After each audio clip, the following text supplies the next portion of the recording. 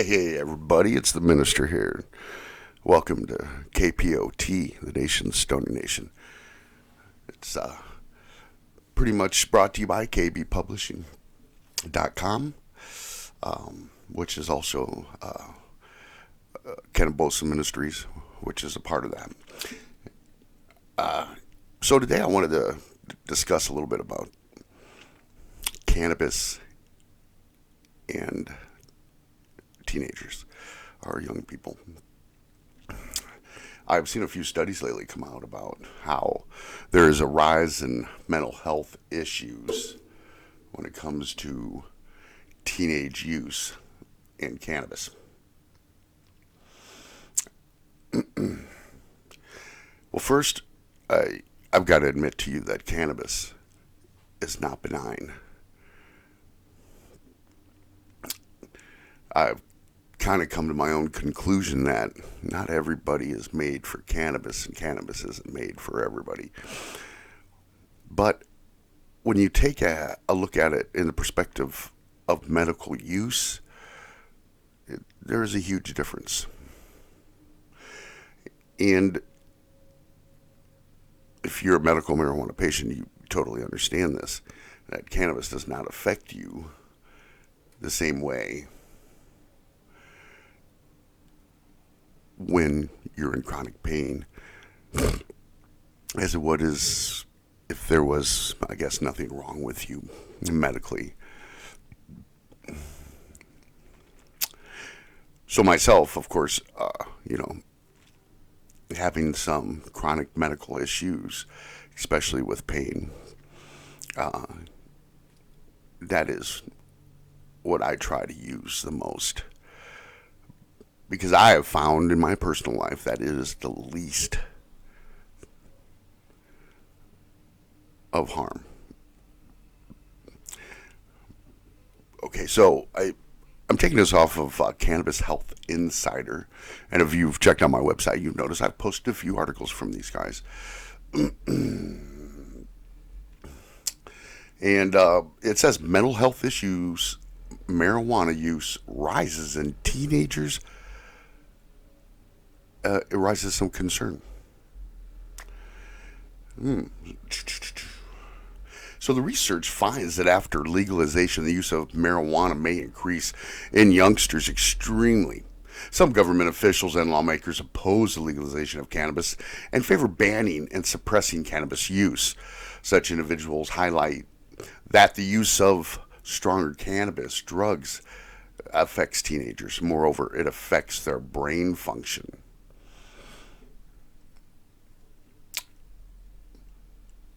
So as we get into this, I'm going to state a few issues, okay? We're going to find out how this study went, and if there were involvements beforehand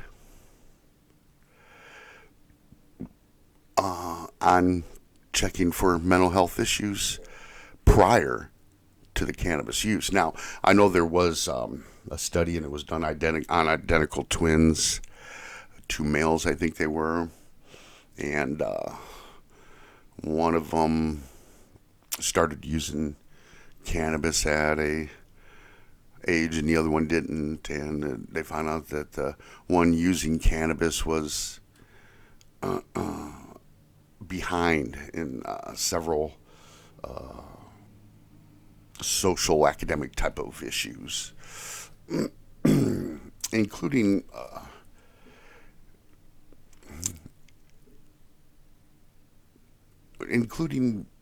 how should I maturity, emotional maturity. I'm pretty sure that was one of the issues, and so because of that study, they're really making this seem though as cannabis had a direct cause. Now, excuse me, as I mentioned before, I do not recommend normal cannabis use if you're not having chronic pain, or, and a lot of people don't realize this, that maybe you have some psychological issues already that you're dealing with. And you find that the use of cannabis is helping you deal with this or these issues. Now, I read a study, it was a PDF that I came across where they found that cannabis use was quite high among those who were severe child abuse survivors. It acted as a medium. And this kind of seems to go with the flow. I have met thousands of people, of course, a lot of them cannabis users. It kind of goes together. You're a cannabis user, you meet cannabis users. It's how you make friends. But I have found that a great deal of these people or individuals come into a group, into the demographic of traumatic childhoods.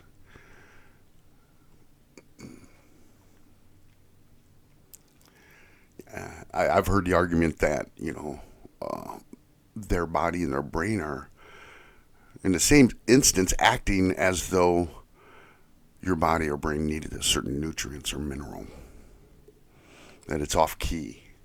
And cannabis use helps for that balance.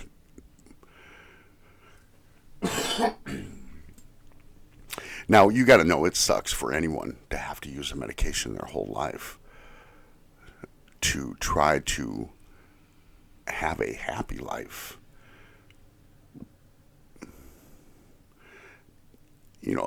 Isn't that what it's all about? Is, people want to feel happy while they're living. It's not just the fact that the probability of the experience of life in this universe is unfathomable mathematically. It being that special, it's hard to see it's that special when life is horrible. And you think about it for just a quick second, especially with a lot of those people here in America or that are not in a third world country. Third world countries see some horrible conditions. Outside of war, poverty brings great deals of illness. So we live in a world where there is a lot of sickness, not only physiologically, anatomically, but also psychologically. I know I've mentioned before that, I'm in my 50s and I've seen a very short period of time in my life without war or my country being involved in war. It's sad. And this affects everyone, along with the horrible amounts of economic problems that not only the world has, but we, supposedly the wealthiest nation on the earth, have. And this causes problems. It causes anxiety. People wonder, how are they going to eat? How are they going to pay their bills? Are they going to have a place to live tomorrow? If they had a car, it'd be so much easier to do this or that. God forbid they have children. But so what I'm saying is these people being unhappy and feeling like they live a horrible life, wouldn't you agree that somehow or another they should feel some type of happiness or enjoyment or just the ability not to feel anxious and psychologically turmoiled?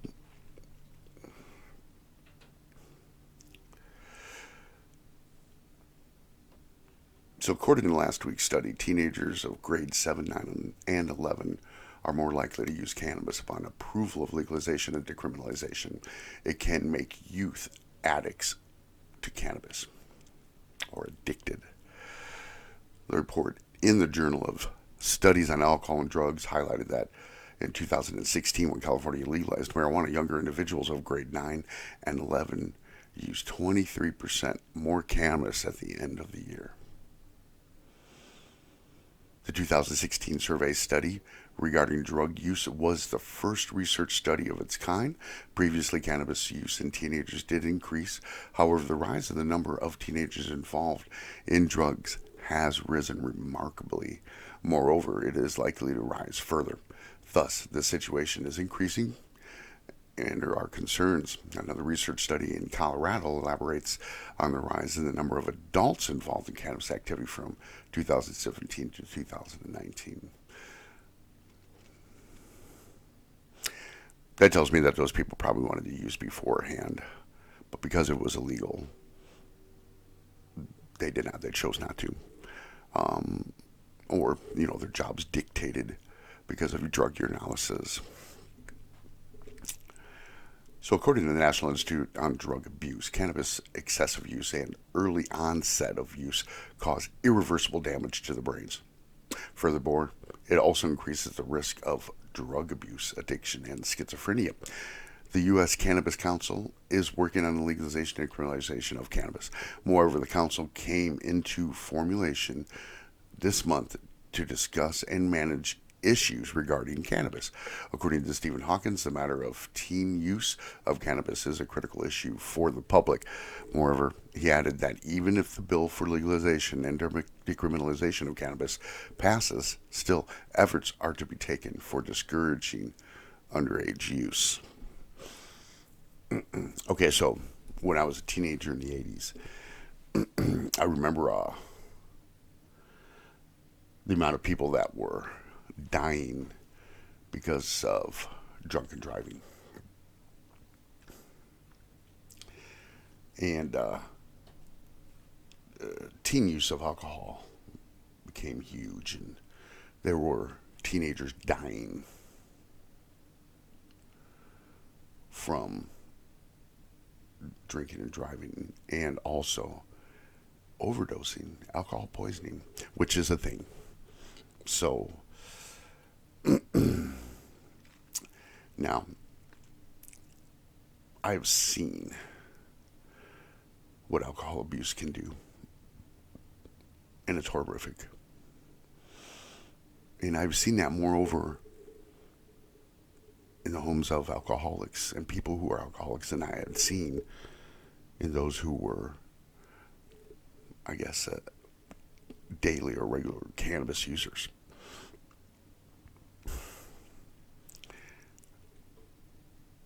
Very, very rarely have I come across a regular cannabis user who doesn't use any other drugs or alcohol become violent. Very rare.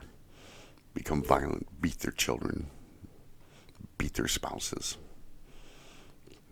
cruel to animals. No. And as I mentioned, I have met thousands of individuals that were cannabis users. But among those who abuse alcohol or who are alcoholics, as a child, I grew up in a household of alcoholics and prescription drug abusers. And it was horrific.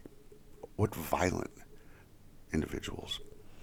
And not only that, I would say they were probably more likely to be sexually deviant and creating sexual abuse. And this is my own personal experience. These are things that I've seen. But yet, alcohol is still legal. Cannabis has not caused any deaths. So they're finding out that it may cause some psychological problems, mental health issues in some teenagers, causing them to become addicted, which I call bull, okay, because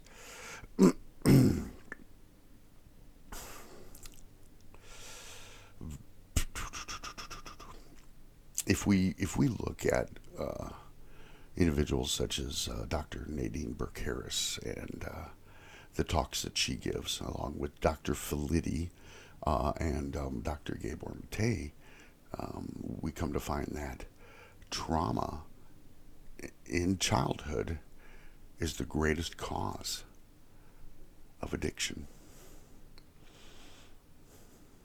So these people may become addicted to cannabis. I'd be more worried about them becoming addicted to alcohol and other drugs, honestly. And food, right? Yeah, if that is an issue. But then we're coming to find out that a lot of people that are that experience trauma also become obese. I'm sorry, overweight. And I believe this has a lot to do with cortisol production, given the fight or flight methodology and the release of cortisol when constantly have to be in either one mode. This becomes a normal process for children who experience severe child abuse.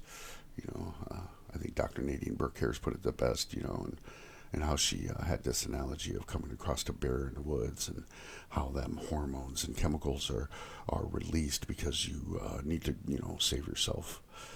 And then she says, what if that is something you had to experience every day, except the bear was apparent at your home? So every day your body starts reacting, and that becomes normal. This is why these people are turning to drugs and cannabis and alcohol. But what one of them is going to have the better chance of actually healing them? I guess that would be the question. So, conclusion is, yeah, there can be some harm that comes from cannabis. And we probably do need to make sure that our children, if they do have to use cannabis, that it's regulated and something that'll be helpful for them and not harmful. And for those children out there using that, are using on a daily basis, we got to find out why.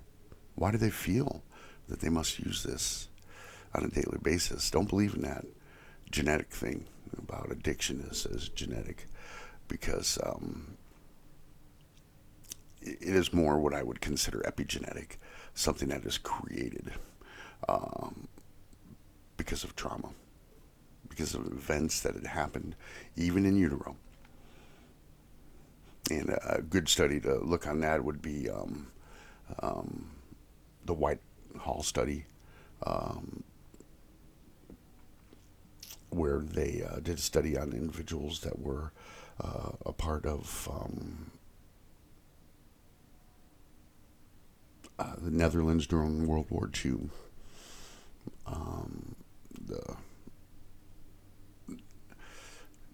It had something to do with the Nazis closing off the Netherlands or Amsterdam and starving them, not allowing any food to come in. And there were women that were in their second and third trimester. It come to find out that their offspring, and within a generation after that, so 2 generations, there was a rise in schizophrenia. And what had happened is they believe what they're finding is that somehow or another the dopamine and production in the brain is lacking in according to what is normal. So there's an issue that's causing these individuals to think that they must intake cannabis on a regular basis, because cannabis isn't a physically addictive drug. It is psychological. And why are these people becoming psychologically addicted to it if they don't need it? Well, and that's the issue. I believe that there's going to be shown evidence that these people need it, and that's why they're turning to it now. there's something going on, or there's something that went on with this individual. Or maybe it is a very birth defect of some type. No matter, there's an issue there that's causing this individual to want to use cannabis on a daily basis. So, no, you probably shouldn't be allowing your teens to use cannabis on a regular basis unless you see a benefit from it because of some medical issue. Of course, I would say go see your doctor. If you live in a state that's got medical marijuana, then go see a medical marijuana doctor. Speak with them about it. There are a lot of children out there that do use cannabis, high potency THC type of cannabis. That Vice has a great show that I'm pretty sure that the very first episode was about kids using cannabis, and they visited children there that were 4, 5, 6, and they were eating Rick Simpson's oil. They had epileptic problems, cancer, and these kids were living off of it, and they were surviving, and they were becoming healthier. Their seizures were stopping or diminishing, and these children were socially respondent in positive ways. So I'm gonna say this, that it's probably gonna find out that the schizophrenia and many mental health issues that they're saying arises from cannabis use will be around the same percentage amongst the cannabis use population as the same percentage as the normal population that doesn't use cannabis. I'm just throwing that out there. Hey, I want to thank you for checking out my channel today. I'd appreciate it if you give me a thumbs up. Please subscribe. Share it with people. I'd appreciate that. The more the merrier. But thanks. You have a great day. Peace out.